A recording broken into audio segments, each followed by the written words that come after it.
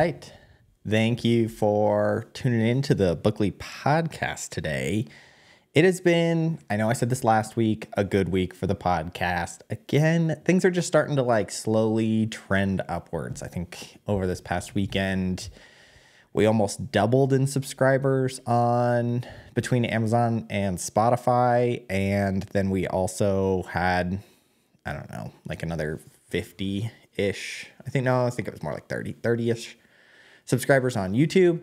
So things are just moving in the right direction, which is good because I think once we get to a certain point with the podcast, it's going to be a lot easier to get guests on, which is just in general going to be better for everybody because I really wish that I had a guest for today's episode. And I almost did have a guest for today's episode.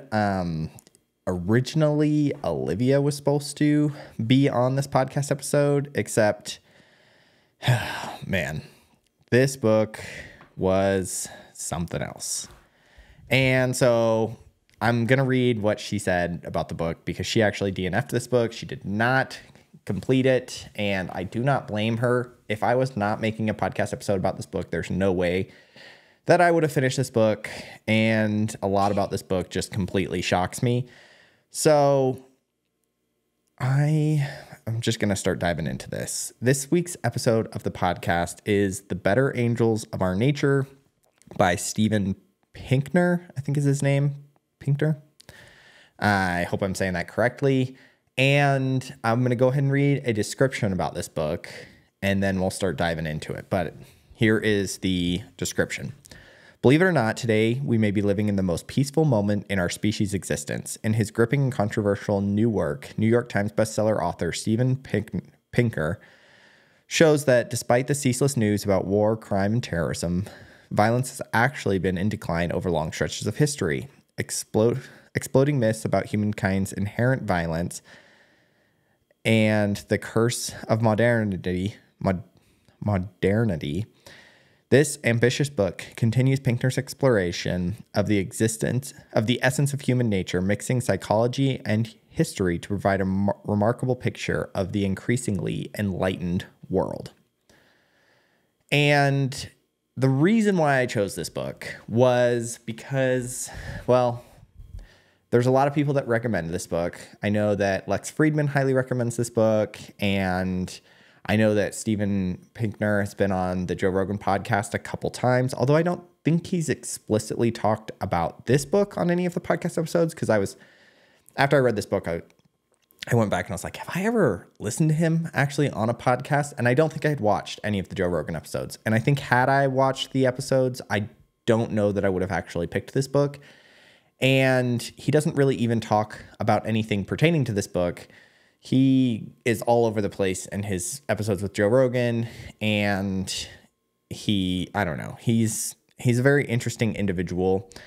But one of the actual main reasons why I chose this book was because of this quote by Bill Gates about this book. And he says, if I could give each of you a graduation present, it would be this: the most inspiring book I've ever read. And he was referring to this book, The Better Angels of Our Nature. And that to me was just a pretty glowing recommendation by somebody who, I think it's pretty well known that Bill Gates reads, I think, a book a week is his goal. He's attributed his reading and his reading of a book a week into a lot of his success in his life. And he said that most successful people read at a regular schedule. And it was actually him reading at a book a week that inspired me to choose that kind of pacing for the podcast, that I wanted to do one book a week. And so because of his glowing recommendation of this book, I decided to add this to the podcast. Now, I will say that I didn't have any idea how long this book was. It is an almost 800 page book, or I want to say 32 hour long audiobook, which is absurdly long. And I know that I've read longer books on the podcast, but I've read longer, I don't know. A lot of the other long books really captivated me. This one did not. And so this was just way, way, way too long. But that was one of the reasons why Olivia said she just couldn't get into it, because she was struggling. I know she read, I mean, over a couple hundred pages book. I mean, she didn't just read like the summary of the book and then give up. She tried really hard to get into it. And she said that on her Kindle, every time that, at the bottom of the Kindle, it says you have, however, there's apparently a setting on there. I don't read on the Kindle a whole lot. I've done a little bit, but on her Kindle, because she's all about her emotional support Kindle, as she calls it, as she crushes through books on that thing. But at the very bottom, as you're reading, it'll say, you have so many pages left, or you've got X percent of this book left. Or one of the settings is to actually, set it to a time. You have this amount of time left, and it calculates that based on your reading speed. So it's a pretty accurate description of how much time you have left on your book, because she reads at a pretty big, pretty good pace just because of how much she reads. And she said that she'd be reading the book and she'd be like, I hate this book. I hate this book. I hate this book. And then would look down at the bottom of her Kindle and it would say, you have 26 hours left of this book. And she just was like, I literally can't read this book for 26 more hours.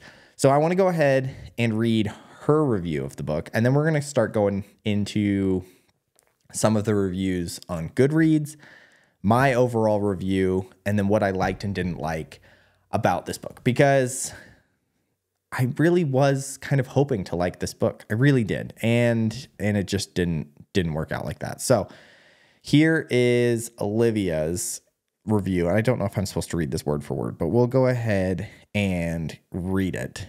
And it is, I hated this book and could not finish it. First off, I think that it's rare that a book needs to be 800 pages. The author starts the book with, this book is long, but it needs to be, basically saying that he deserves 800 pages. It was discouraging to read something that I hated and see 27 hours remaining at the bottom of my Kindle. My reading time is very limited and very precious to me, so I could not keep going. One of the things that bugged me is at the beginning, he accuses the new world.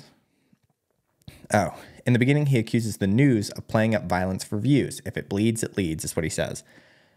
But then he does the same thing for the first section describing the violence in the past. He also made a lot of contradictory statements in just the first few chapters. For example, he went on a long tangent about the violence of the Bible, and then at the very end states that it doesn't matter because the Bible isn't true. So why include all the stories as proof that humans used to be so violent? He also said that people don't need to worry about being sold into sex slavery anymore, which is definitely not true. The author just seemed to be full of himself, and I knew I could not spend 2 weeks inside of his head. So, very, very, very valid. So that was Olivia's experience with this book. And like I said, I originally was going to have her on this episode, and I really do wish I could have had somebody on here. This is not up Olivia's alley for books. And I do think that in order to read an 800-page book, this kind of has to be a little bit more your speed.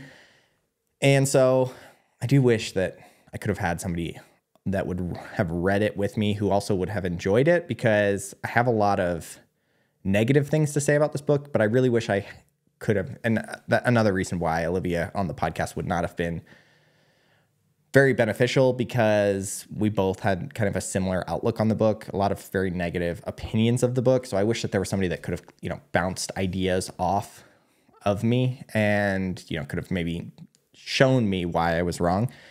So all of that long story to go into just saying the podcast is on the upturn. We're starting to get more views. We're starting to get more subscribers. So eventually, what will happen eventually is we will get regular guests. And so hopefully things will get better. So stay tuned. If you are somebody who is an early follower of the podcast and you're like, man, this has a lot of potential, please just bear with me. Keep subscribed to the channel. Make sure to like the videos, share them, because I know what direction you guys want the podcast to go. And I'm working really hard to make it go in that direction, because that's also the direction that I want it to go into. So just bear with me for the first little bit of this podcast, and we will get there together. Again, the goal of the podcast is to create almost like a giant book club where people can read along. We're posting the books in advance. People can read with it, have discussions. We can post questions and people can submit questions and answers, and then we will discuss them in a discussion format, long form, on a podcast episode with me and a guest.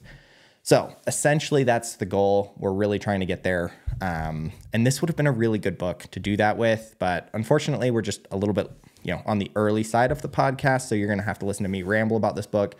But if you have any, conflicting views with anything that I am saying, or you really did enjoy this book, or you want to know more about it, definitely either leave me a comment on the Instagram page or leave me a comment on my YouTube page, because I'm sure that I'm missing something with this book. I'm sure that there's something that just didn't click for me, because it clicked for so many other people. Like, it was shocking to me how many other people absolutely loved this book. So this book has a 4.16 rating on Goodreads. I have no idea how it's that high on Goodreads. Like, I just don't get how that many people actually enjoyed this book. And then if I went and just looked at the 1-star reviews, because I will, spoiler alert, I'm ranking this a 1-star. This is going to be my first 1-star book on the Bookley podcast. I hated this book. So I'm giving it a 1-star, but if I looked out of the thousands of reviews on Goodreads, I think there were only like 200 1-star reviews on all of Goodreads on this book, which blows my mind, because it just wasn't that good. And he also makes, like Olivia said, a ton of contradictions. He contradicts himself constantly. He is terrible at manipulating data with this book. Like, he obviously had a thought process and a premise and things that he wanted to prove were right. And he didn't approach this in like a scientific method. Like, I believe that, X, and I'm going to, I'm going to learn a bunch of things to hopefully prove X. The way that he approached this book is he had his end position. He knew exactly what points he wanted to highlight, and then he was going to make data fit into that no matter what the data said. And that just drives me absolutely nuts. And we'll go over specifics as to why I think how I think he manipulated data, what things he took out, some of the contradictions, because to me, it was terrible. Like, it was just not good. I don't understand how this book was so highly rated. Now, what I will say before we start going into that is the premise of this book, the idea that we are, as a society, less violent than we've ever been in history, I actually kind of resonate with. I actually really like that. I like that idea. I think that we often have a very pessimistic outlook on both society as a whole, as well as just violence as a whole, because of what gets magnified through social media, through the news, whatever it is. Again, the idea that if it bleeds, it leads is a very true principle. Like, there are a lot of very, very, very good things that happen every single day that we never hear anything about. But if there's anything bad in the world, it's instantly magnified. It's all over social media. It's all over the news. And I think that it definitely hurts people and also skews people's perception of the world. And so this idea that we're not, degrading as a society into this evil, violent, human, waste pool of a people, and that there's actually good in the world and that the good is starting to prevail, I think is a very good message. I think it's a very important message. I think it's good to have that sort of perspective, because it overall makes you happier. Like, if you are optimistic and you're looking at things optimistically, it's going to have kind of like a trickle down effect on everything in your life, not just the way you see yourself, but it's going to have an effect on the way that you see your neighbors. It's going to have an effect on the way that you see your city, the way that you see your state, the way that you see your country, the way that you see the world. It is going to affect everything. So I think that it's a very important message. And I think it's a true message. Again, I think we have, and there are portions of the book that I felt like were done very, very well, and, proved his point, and that were very important to the overall argument. However, he just includes so much nonsense in this book that it takes away from everything that was good about the book, everything that was good about the argument. And I hated that, again, just like Olivia said, when he starts off this book, he basically essentially says, all right, 800 pages is a lot of pages. And not every book needs to be 800 pages. But me, I am so important. I am so smart. I know so much about everything that this book has to be 800 pages, because in order to prove how smart I am and how great I am, I need all 800 pages to show you what my argument is and why it's true. When in actuality, that actually took away from his argument. So again, I hated the beginning. I hated that statement. He was 100% wrong with that, in my opinion, because had he actually just boiled down his argument into smaller, more well-developed points, it would have made his argument significantly better. The idea that violence decreasing over time is such a complex subject that the more data and the more stories and the more points that you throw at it, the better your argument is completely false. Like, it's not, volume of stories does not prove or disprove anything. Like, that is, again, just such a terrible form of arguing, when in actuality, a more succinct, more like well-researched argument would blow it out of the water. So I hated that. I hated that part of the book. And then, yes, after that, it just pretty much goes downhill until there were small pockets in the end that, were pretty good. And that's about as much as I want to say about that. So I want to go into a couple specifics as to what parts of the books that I didn't really like. Now, one of the parts of the books that people either love or hate on Goodreads, and a lot of the reviews, you have kind of like your more, I would say, like atheistic group of the comment section that praises Steven Pinker for calling out religion and the Bible as this incredibly violent and, I guess very like sore spot of history.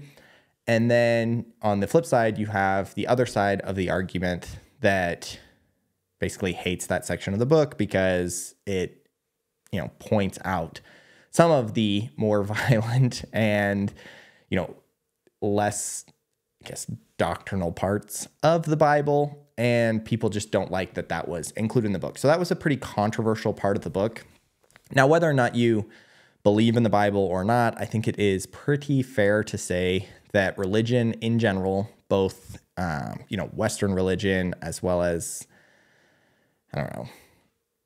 almost any religion, I would say, out there, I think that with very few exceptions, I think have contributed pretty significantly to violence.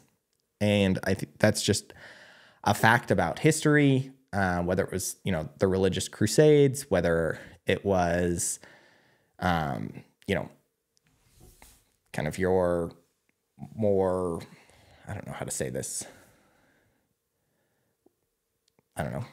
domestic outlook on kind of a more patriarchal society in which, women were not seen as equal very early on in a lot of religious sects, or whether it was any story in the Bible in which there's, tons and tons and tons of bloodshed throughout all of the Bible, whether that's, Noah and the flood, whether that's, sacking cities in the name of God, or whether that's, entire cities being burned up in a pillar of fire. There's quite a bit of violence involved in religion. However, I think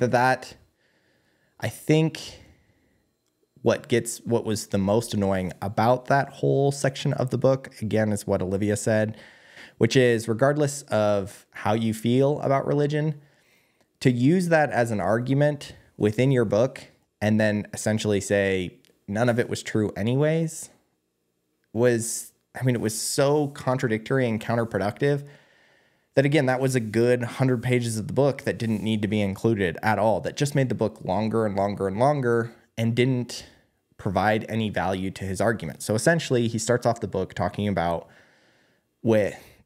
how throughout history there's always been violence. And he goes through and he names, you had Cain and Abel when there were, 6 people or 5 people on the earth. One of them was a murderer. So he's like, at that point, 25% or whatever, 12% of humanity was a murderer. And then he goes into, talking about, again, kind of the idea of the Old Testament, which was, more of like a vengeful God in which, Sodom and Gomorrah was destroyed in a pillar of fire, and the city of Jericho was sacked, and the flood killed everybody but Noah and his family. And so he kind of goes through all of these examples of how there's just been kind of this focus on death and how many people have died throughout the Bible. And then after he goes throughout this entire argument, he just says, but none of that is true anyway. The Bible's completely made up. So, and then just keeps moving on to the rest of his argument, but uses the whole premise of the Bible as rationalization for basically everything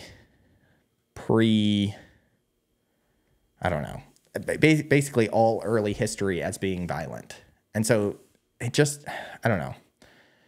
I hated the contradictory statements throughout the entire thing. And he does that frequently throughout the book. So another big contradictory statement that drove me absolutely nuts was when he talks about how in modern society, we can't trust entertainment or news or basically any form of social media or anything, because it all just magnifies violence and it doesn't magnify any of the good. And so he said how, in actuality, if you look at the world as a whole and as society and people as a whole, then you see that it's not as violent as entertainment and news projects it to be. So he says, like all of the movies, there's a lot of murdering, there's a lot of killing, there's a lot of violent movies, there's a lot of violent video games. The news magnifies violence, but in actuality, that is just that's just kind of like a portrayal of, like a false portrayal of the world. And then he basically goes in and says, in order to prove that society was less violent before, he recounts all of the stories, news, and art of, early civilizations that also portrayed violence and told stories of violence, and books that portrayed violence, and paintings that portrayed violence, and basically all of the all of the early civilizations methods of entertainment and news. Because what do you think entertainment and news was back in, the early civilization? It was paintings, books, and stories. And so it's the exact same thing. So he's basically saying, don't value modern entertainment, news, and stories because it's a false portrayal of violence. And he's like, but take a look at this painting. This painting shows somebody being with his head chopped off. And because this painting shows somebody with his head chopped off, we know that this was super commonplace in all of, 300 AD. And you're just like, okay, you can't discredit modern entertainment media and news sources and then use historical entertainment news stories and just in general and stories as your primary argument for violence. Again, if people existed forever, then people have always magnified certain aspects of history. And so if you're using that as your argument to devalue violence today, you could use the exact same argument to devalue violence in the past. And so I hated that leap back and forth. And he did it constantly. There was a huge section of the book that was basically just anecdotal stories, paintings, and basically everything from the past that, again, just was the past's version of news, movies, and books that he said we can't even believe from today's modern culture. So I hated that part of the argument. Again, just more things that I did not like about it. So those were kind of the two big points, two of the three big reasons why I really didn't like the book. The first one, again, being kind of like this, I think it's called a red herring argument, where you throw something out that doesn't have anything to do with your story. And that would be the Bible. Again, whether or not you believe the Bible is true or not, his premise is that it's not true. And so he throws out all of the stories as like this distraction, says that it's not true. But in the back of your mind, as the reader, you still believe, or you just heard about all of this violence. So you, like, regardless of whether or not you believe it's true or not, he throws all those stories in there for a purpose. And the purpose is to make you think, even though he thinks that the Bible is false, that the stories actually happened in the past. So again, I hate that part of that. I hate that use of argumentative tools. Just kind of this idea that, and the second big thing that I hated, again, was this like false equivalency, that you could use stories and use entertainment from the past, but you can't use stories and entertainment from the future. You got to either be consistent across timelines, or, don't use stories and entertainment from either era as a way of proving violence. And then the third thing that I absolutely hated was his manipulation of data and graphs. And this was just blatant throughout the entire book. Drove me absolutely bonkers, because on the podcast, we used this, or we read the book, the How to Lie with Statistics, I think was the name of the book. It's one of the first episodes of the podcast. And it's a really good book. For anybody who hasn't listened to that episode of the podcast, I come from a math background. I've got a minor in math, and I almost majored in mathematics in school.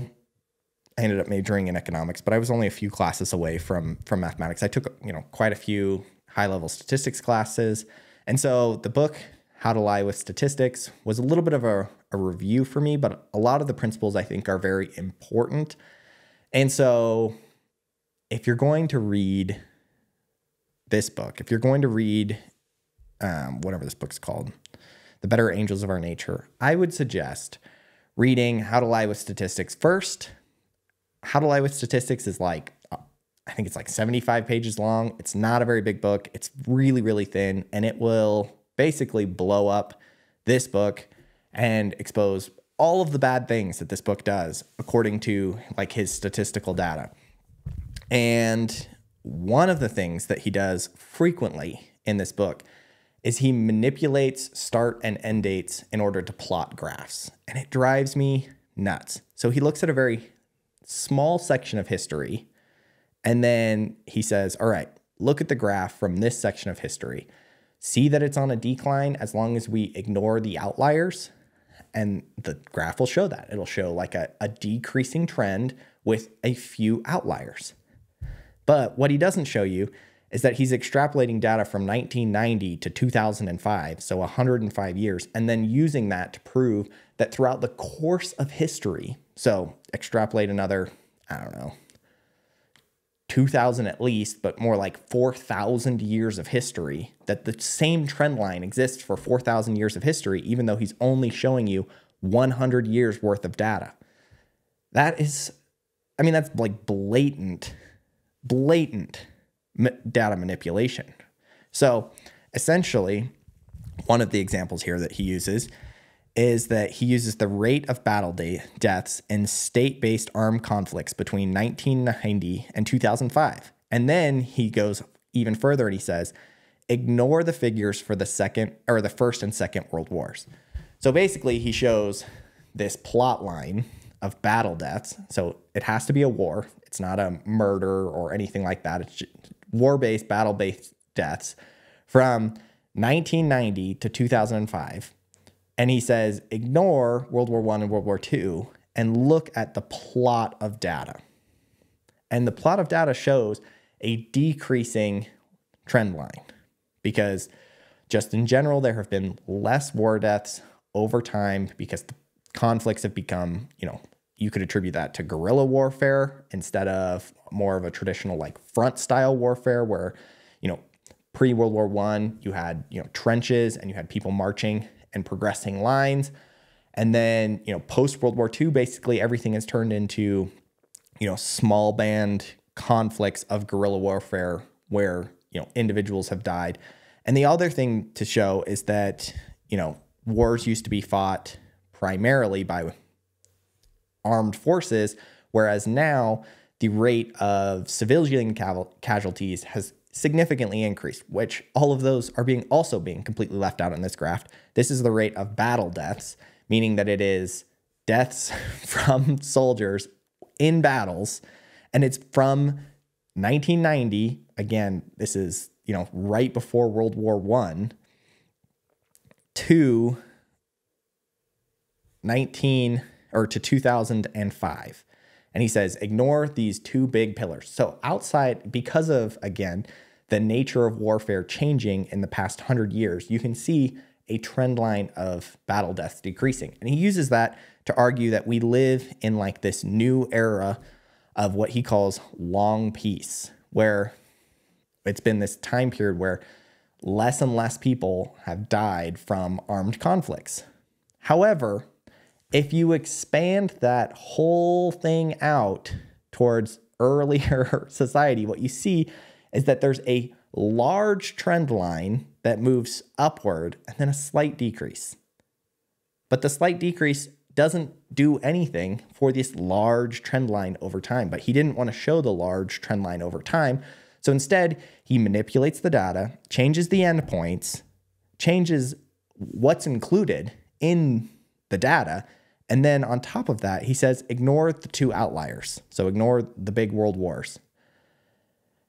Again, it's just blatant manipulation of data, and it's done over and over and over and over again. And again, a lot of his premise is that things have changed significantly since World War II, that we live, he gives 6 trends specifically that have basically led to a less violent society.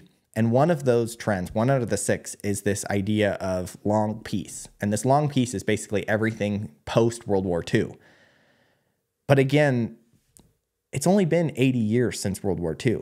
If we're going to extrapolate a idea of long peace from 80 years, from the most recent 80 years of history, and then extrapolate that 80 years proves that over the course of 4,000 years, we are trending downwards.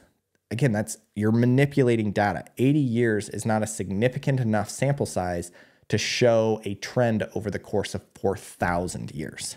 So you're taking a very small subset of data and you're trying to say, this shows a trend over 4,000 years. It's just not, it's not mathematically possible to do that. Again, it's just terrible. Now, if the book wanted to basically say that we're doing better as a society over the course of the last 80 years, that's one thing. However, the premise of the book is that over the course of human history, from the start of human history, from the start of the Bible, from the start of Adam and Eve and Cain and Abel, that since then we have declined in violence due to 6 factors, which we'll go over, then you can't base all of that on a trend line of the latest 80 years. It's just not, it's not possible. And then if you extrapolate that to 100 years, you can't do a trend line of the last 100 years minus the 2 biggest conflicts in the history of the world. Like, it just is, it drove me nuts because from a data perspective, it isn't there. The data doesn't show that. And so that's okay. It's okay that the data doesn't show that. But what you need to do then, instead of make it a data-driven argument, is you need to make it a policy or a societal or a emotional argument instead of a data-driven argument. But he tries to still make it a data-driven argument, even though the data doesn't exist. And then on top of that, he basically pulls data out of nowhere the entire time. So the other big thing that he does is he just makes up numbers essentially based on whatever he needs them to say. So again, I doubt that there are any death statistics from the Crusades, from, the early, or, anything BC, anything, 1000 BC. None of these things actually exist. But because he needs those numbers to show that the data has been decreasing, he basically just pulls numbers out of nowhere and says, we're doing better. Like death rates are down everywhere.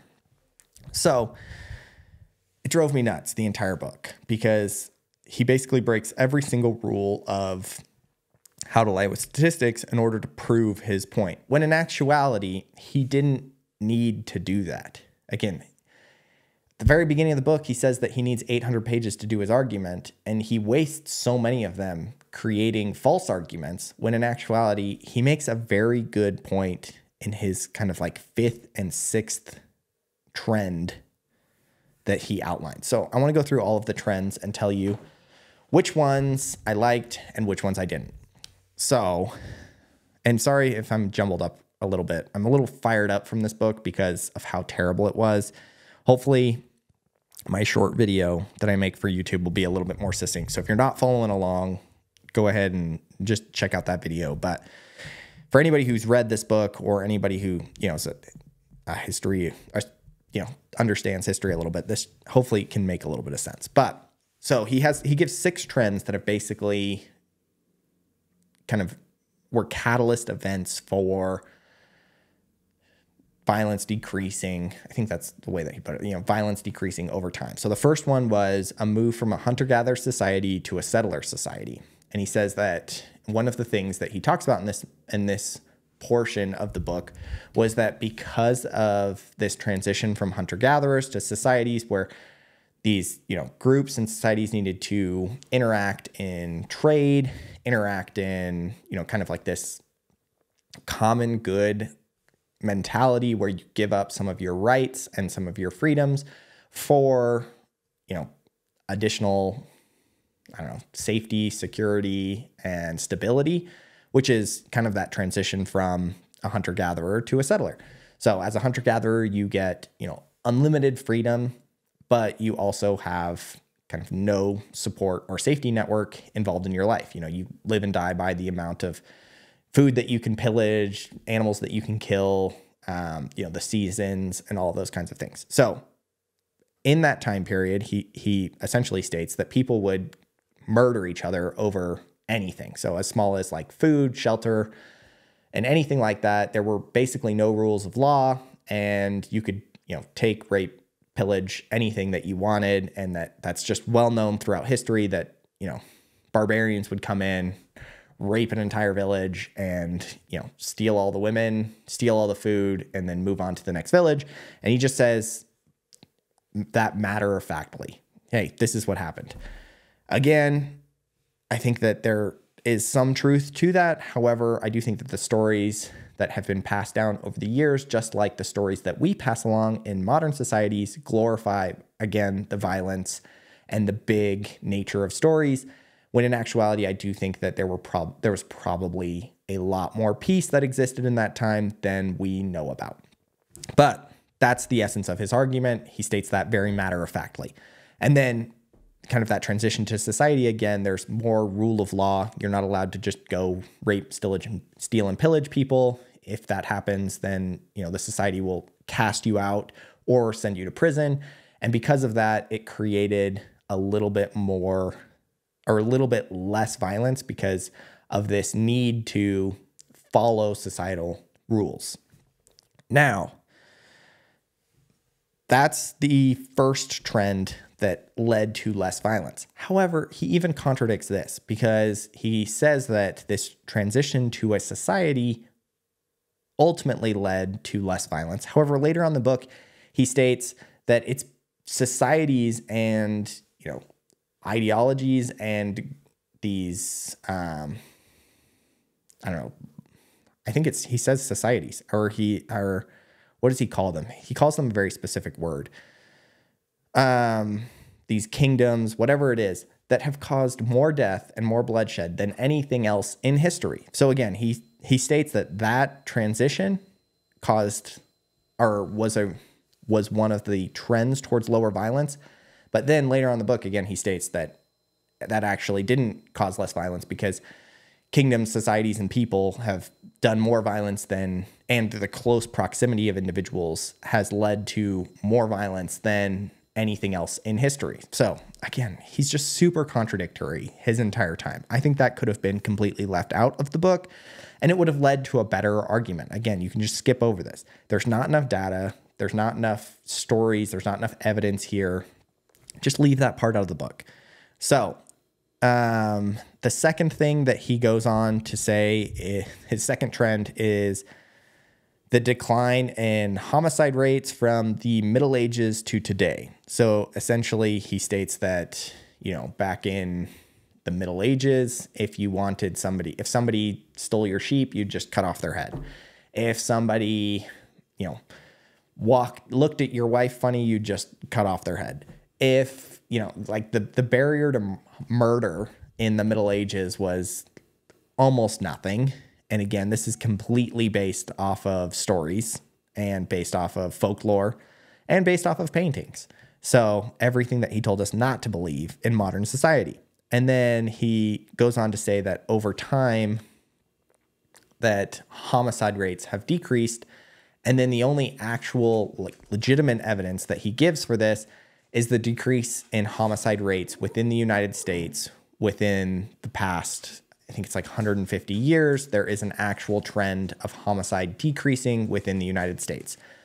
But other than that, everything else that he gives as far as evidence for the decrease in homicide is just anecdotal stories as well as ideas of history with no actual proof. Again, he states it as fact that you could just cut off anybody's head that you wanted to in the Middle Ages because somebody looked at you funny. And so that's a trend that proves that violence has decreased. Again, there's no evidence. There's no thinking behind it. It's just kind of like he almost tries to use like the gut feelings of the way that we personally view the Middle Ages because of all the entertainment that we've created. I mean, it like conjures up these images of, King Arthur and, Shrek and Monty Python and the Holy Grail of just people cutting off arms and cutting off limbs and being super violent. But again, he says, don't trust anything that we've made in modern society because it all has a skewed perspective of violence. But he wants us to use that to kind of prove that we were more violent in the Middle Ages. Now, again, I hate that use of argument. Now, do I believe that people were more violent in the Middle Ages? Absolutely, 100%. However, the argument that homicide rates have decreased because of the fact that you just used to be able to chop people's heads off willy-nilly is dumb because there is no actual evidence that you could just chop people's heads off willy-nilly. I hate that. So now the third point was one of the points that I thought was actually very good from the book. So the third trend line that he says was evidence of a decreasing violence within history was kind of this idea of this Enlightenment movement where people started reading more, and then people also started reading more, started developing empathy, and started getting rid of things such as, there was the start of an anti-slavery movement, the start of, people not doing town killings and, hanging and decapitation and all these kinds of things. Kind of this reduction in torture and all of those kinds of things. So those are all verifiable, easy to see a decrease in what X, Y, and Z. So you can see that over time, whether or not it's the actual amount of slavery, because that's debatable, because there are more slaves today than ever before.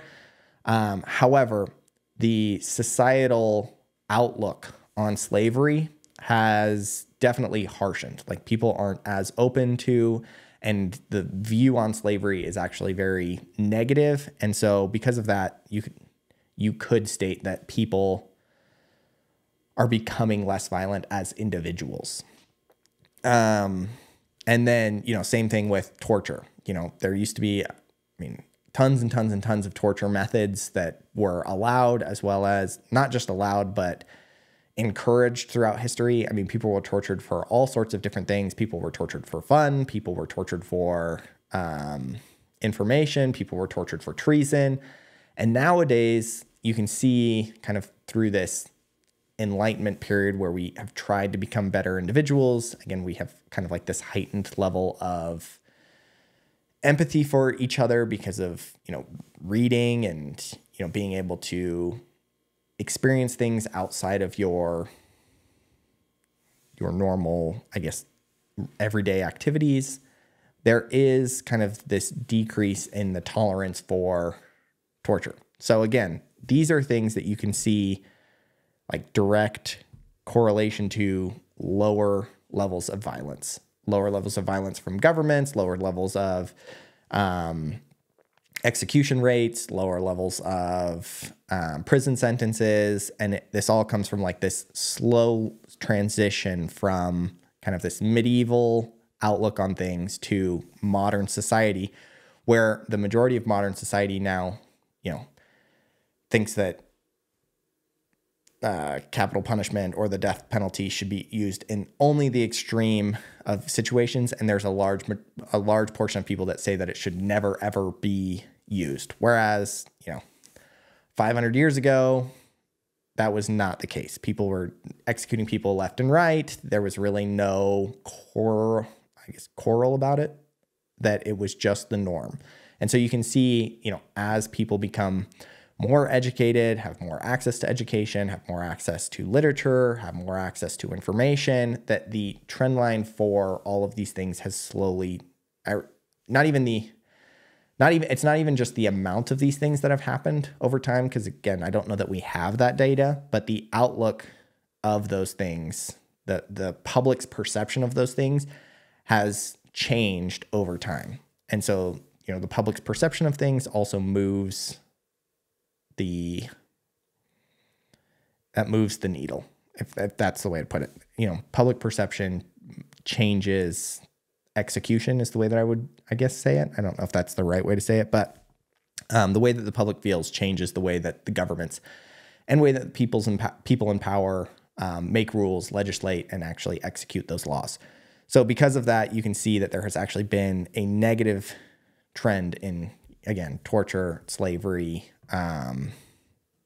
domestic abuse. A lot of those things have changed over time. And so that would be kind of if I was writing this book, that would be my first argument. And that's something that I would dive very deeply into. I would dive into what was allowed, what was regular, what was lawful, when you were allowed to, commit executions, when you were allowed to commit torture, which he does go into in the book. He talks about that.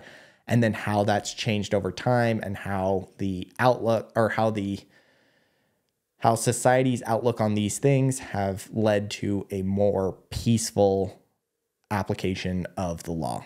And that's the way that I would include, I guess, the first trend line within the book, because that's actually true. That's actually happened. We are, as a society, a more empathetic and in a less violent society. We don't gather around in town square and watch hanging anymore. We don't gather around in town, or we don't, chop people's heads off with guillotines in the middle of the town square anymore.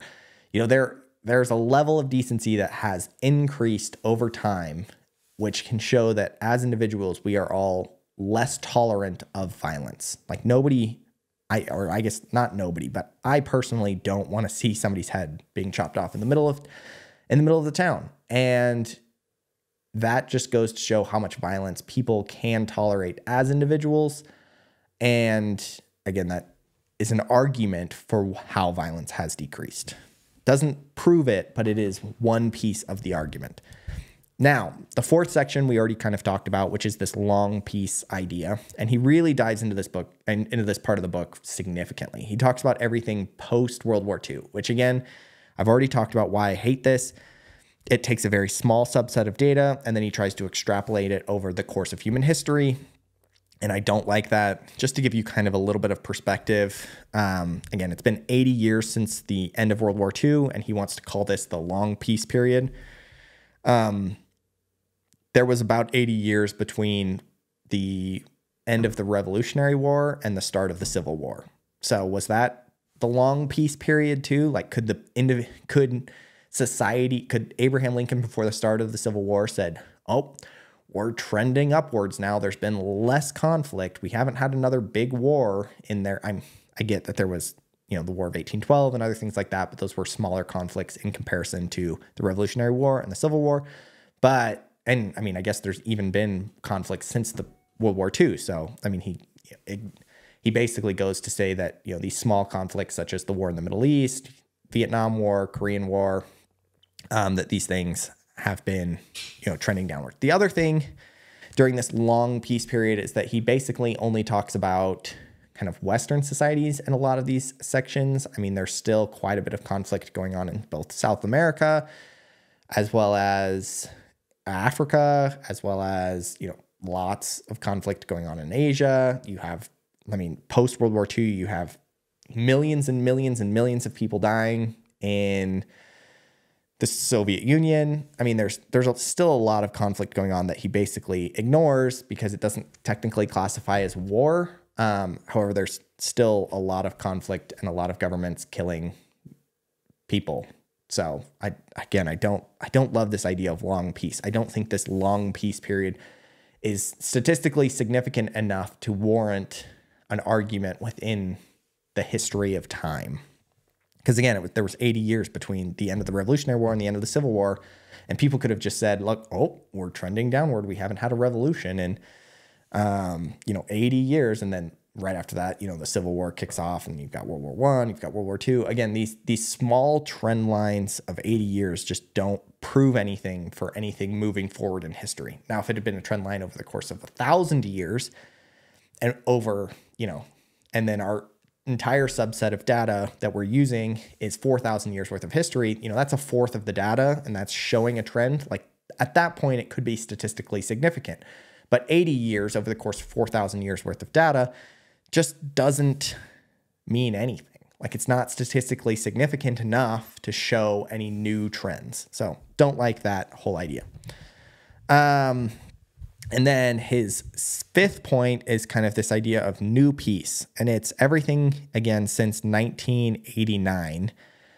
And he states that since 1989, and again, just for reference, this book was written in, I believe, 2012 or 13. I should have figured that out. But it was mid-teens, I believe, that this book was written. So from 1989 to, let's just say, 2015, to be generous, that all conflicts have decreased. Again, it's just such a small set of data. Now we're talking about 25 years worth of data. And he's saying that this is the new piece, that all conflicts have decreased. And it's just, again, it's manipulating data by only showing very small portions of history, and also showing only, it's like emotionally manipulative too, because not only is he only showing small portions of the data, but he's showing a small portion of the data that everybody can relate to. So it's easy for people to be like, oh yeah, in my lifetime, I can relate to only seeing, or not being able to see, like not seeing anything since the Vietnam War or the Korean War or anything like that. Like the only thing that's happened in that time period, since he wrote the book, would have been, 9/11 and the, Iraq and Afghanistan. So again, this is kind of appealing to emotion at this point, appealing to like a recency bias, as well as like a very small subset of data. And then, as this podcast is recording now, we now know that like Ukraine and Russia have had a conflict. We've got Israel and Palestine have been in a conflict. We've got, the potential of China and Taiwan going into conflict. And, we've had revolutions, I believe, in like Venezuela, and, there's all sorts of conflicts going on throughout the world. And again, he kind of calls this era, this new peace era. And you can see that that didn't really come to fruition. Again, it was pretty easy to see that that wasn't going to come to fruition because he only uses 20 years, not even 20, 15. No, 25. He uses 25 years worth of data to just say, oh, we're in this new period of peace that exists within the world. Again, you can't extrapolate any further on the data using just such a small subset of data. It's this like basic statistical manipulation. It drove me nuts throughout this entire book. So that's the trend line. I also throw that one out. That means absolutely nothing. Now, the sixth trend line is, I think, the most important one. Like I said, I think the Enlightenment movement and then this sixth one, which he calls the rights revolution, I think are the two most important pieces of this book, and the two pieces that I feel like should have been the crux of this book, 100% of this book. And this idea of this rights revolution is, there will be less conflict as kind of rights expand for more individuals, and we can see this based on a bunch of evidence, and that evidence is, there's been less violence towards animals as animal rights have expanded. And he does kind of dig a little bit at hunting here, but kind of the part of the book that I would agree with significantly would be, there's less dog fighting now that animal rights have been not completely gone, but less dog fighting now that there's, laws in place, cockfighting, less animal abuse in general, less animal torture, all sorts of things that have existed in history, but because of the expansion of animal rights, there's been a decrease of violence against animals. Same thing for women. As women's rights have expanded, you have, less domestic abuse because there are now domestic abuse centers and hotlines. There's more education. There's more, just in general, a more negative outlook towards domestic violence. One very good example that he uses within the book is he talks about the existence of spousal rape and how, there used to be no legal definition or punishment for this idea of spousal rape.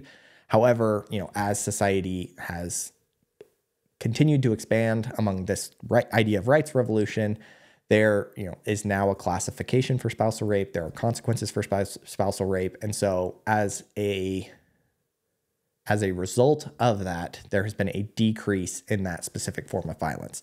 So again, it's this idea that as rights expand, that those rights have now led to less and less violence. And this part of the book I thought was really good. Now, I'm not going to go super in depth into kind of every single point that he makes during this book, but if there was any part of the book that I would say, hey, you want to read a small subsection of this book, this would be the section of the book that I felt like really hit the nail on the head as far as how the world is trending towards a less violent society, because there's less and less violence towards marginalized groups, and there's less and less acceptance of violence by society because of this kind of expansion of rights and this expansion of both, education, prevention, and empathy that all goes into kind of some of these marginalized groups. Now, I think that is a very important argument because it goes to show that we as a society are trying to do better. And ultimately, I think that that's the best part about this book. The best part about this book is that it goes to show that we as a society are trying to do better. And whether or not we're actually accomplishing it is up to, I guess, interpretation of data It's up to you as an individual to take, a step back and look at society and see if we're actually accomplishing our goals. But I don't think that there is really any argument to say that we are not trying to be better and be less violent as a society.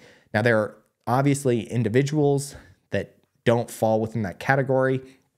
There are always going to be, murderers. There are always going to be, serial killers and, crazy people on this planet. However, as a whole, as a country, as a global society, we are trying to be better. We now recognize more injustice than ever.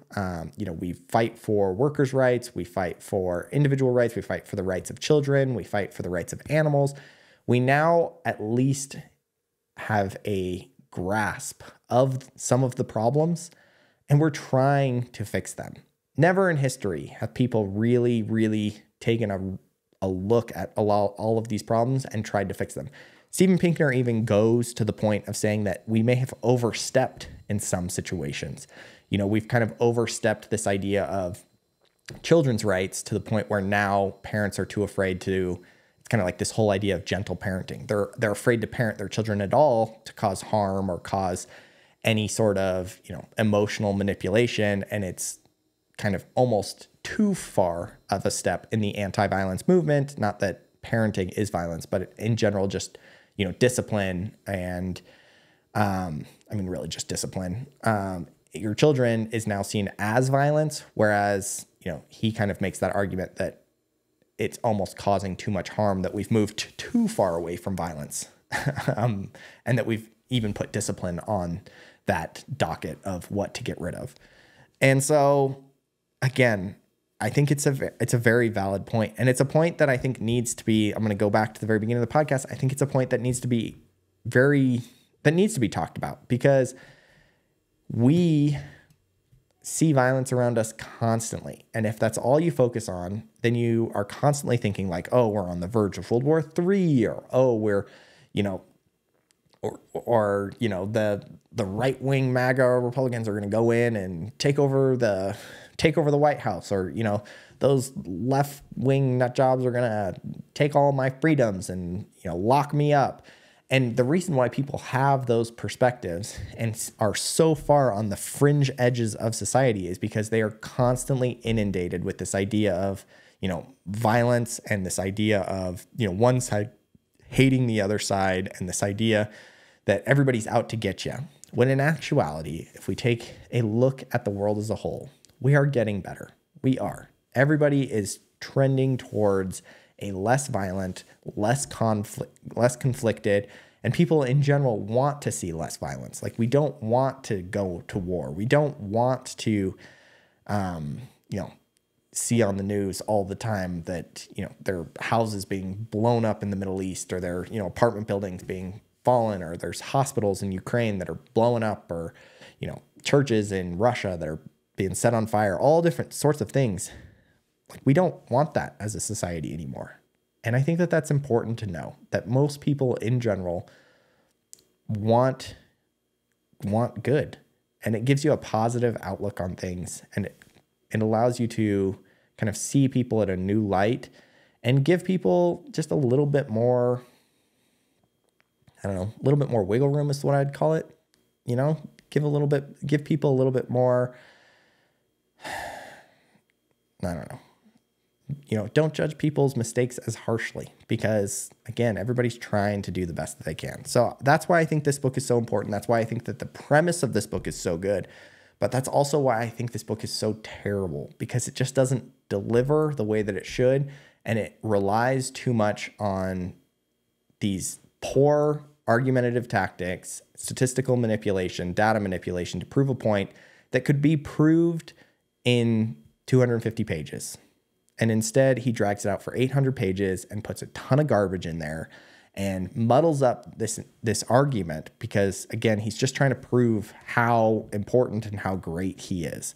And that's what he says at the very beginning of the book. He says, I'm so important that my book needs to be 800 pages. And I hate that. Again, he's obviously a smart guy. I mean, he's a 2-time Pulitzer Prize finalist. He, teaches psychology at Harvard. He also taught at Stanford and MIT.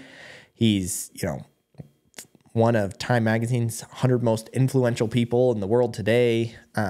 He's obviously a pretty smart guy, but I felt like this book, he wanted to prove how smart he was. He wanted to put every single little thing that he could into the book, and it made it confusing. Even to the point where he's like trying to talk to the reader about math, and he's trying to explain like what a logarithmic graph is, and how he's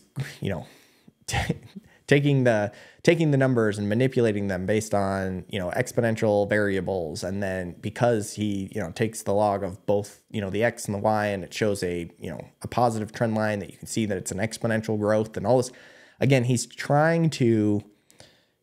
uses too much knowledge, and he tries to prove how smart he is too much in every field throughout the entire book, whether it's math, whether it's history, whether it's science, whether it's psychology, whether it's, I don't know what it is. I mean, there's biology in there. He's trying to explain how the brain works and chemistry and all this kind of stuff, when in actuality, what he needed to focus on was the argument.